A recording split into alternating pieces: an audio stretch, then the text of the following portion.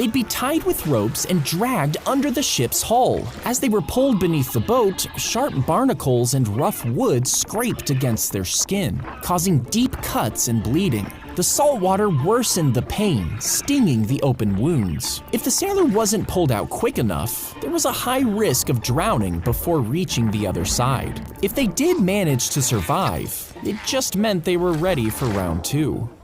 3 interesting facts about candy you didn't need to know. Number 3, Snickers bars were called marathon bars in the UK for over 60 years. This was because the word Snickers unfortunately rhymed with the word knickers, which is a British term for ladies' underwear. Number 2, have you ever wondered why each M&M is stamped with an M? Well, it's actually because of this other very similar candy called Smarties. You see, back in the 50s, M&Ms didn't want there to be any confusion between which product you were consuming, so they branded theirs with an M. Number 1, Skittles are also branded with an S, and for some reason, if you put them in water, the S actually detaches and floats off of the Skittle. If you're really short, a doctor can make a small incision into your thigh and carefully break your femur in half. Then the ends of the broken bone are gradually and slowly separated, at which point a rod is inserted to hold the bones in position. This stimulates the body to grow new bone in the gap,